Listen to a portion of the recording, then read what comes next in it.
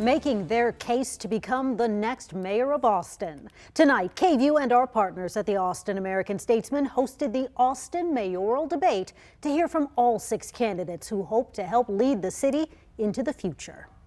Thanks for joining us tonight. I'm Quita Culpepper, and Brian has the night off. We have team coverage of tonight's Austin mayoral debate, and KVUE's managing editor of political content, Ashley Godot, will join me for post-debate analysis in just a few moments. But we want to start with KVUE's Mike Marute. He's breaking down some of the highlights of tonight's debate.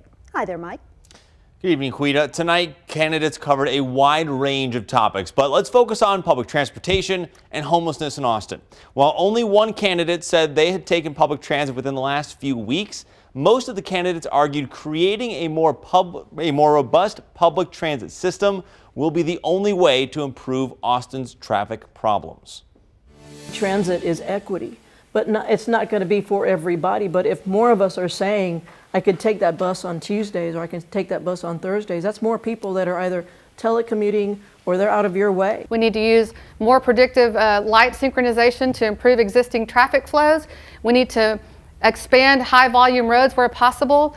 We need to stop counterproductively removing traffic lanes from existing right-of-way and just use common sense. Austin is a busy place and people are busy. And I think if you come together and put your mind together, maybe you can come up with a plan that's different. I mean, you can put people on buses, bikes, or you can put people on railroads. Well, it's up to the people. Candidates also addressed a fluctuating homeless population.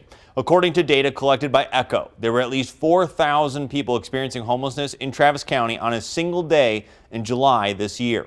The agency admits the real number of people without a permanent residence is likely higher.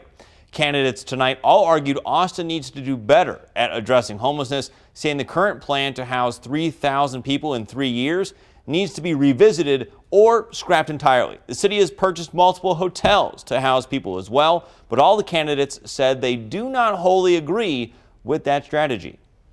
We need more permanent supportive housing, but we also need more rapid rehousing. We need more non-congregate shelters. We need to enforce the camping ban. The people have told us they want it enforced, and the legislature has enacted a law, but we have no place for people to go when you enforce the camping ban. We have to look at all of our outside influences and our experts, lean on them more just like we have, and make sure that we do what's right for our people and stop villainizing the homeless. There are thousands of nonprofits, many of them dealing with homelessness. They all have the boots on the ground. They've done the research. They have mental health programs to help these people be rehabilitated and back into society. Austin needs to stop learning how to build entire foundations from scratch and let the professionals handle it. What we can do for $1, they can do for 50 cents or even cheaper. One other big topic tonight was housing affordability. All the candidates agreed that the city needs to change its land development code in a number of ways before affordability will improve in the Texas capital.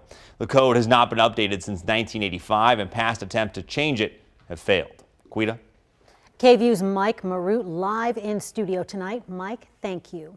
And now let's dive into some analysis of tonight's debate with KVUE's managing editor of political content and our debate moderator, Ashley Godot. And Ashley, so much was said by all of the candidates tonight. What were some of the big takeaways? I think the biggest takeaway overall with this debate is that it is incredibly clear, Quita, that there are 2 front runners in this race. And I'm not saying that they're the front runners based on the amount of money they've raised or the endorsements that they've earned. You know, tonight the candidates had it out for Kurt Watson and State Representative Celia Israel. They want to paint them as the status quo. They want to paint them as the reason Austin is the way it is today.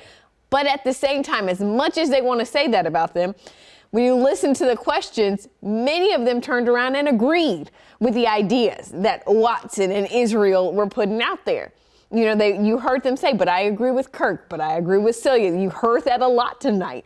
The exception, Jennifer Verdon. She knows that her ideas are more conservative, that she is a minority in this race because she is a conservative. And I think tonight she tried to use that to really try to set herself apart. Okay, and so Ashley, did anything stand out to you about Watson and Israel?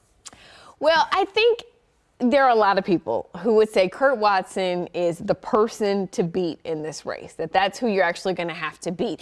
And Representative Israel was a bit on the attack tonight, offering rebuttals to his ideas, trying to call him out, directly on some of the policies that he put into place when he was mayor. But Watson stayed calm and collected throughout that whole ordeal, with all of the candidates really, throwing attacks at him, trying to show voters that he has experience and that he's ready, to lead.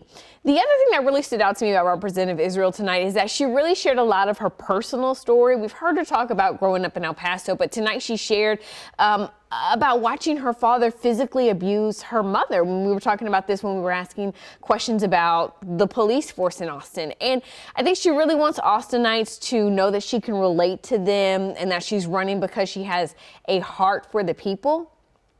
We're going to see if that is enough, right, to win voters over. But both Watson and Israel have very concrete ideas about what they want to execute. They don't want to just completely abandon some of the more controversial things that the council and the mayor, this council and mayor have passed, but they do want to reevaluate, really everything.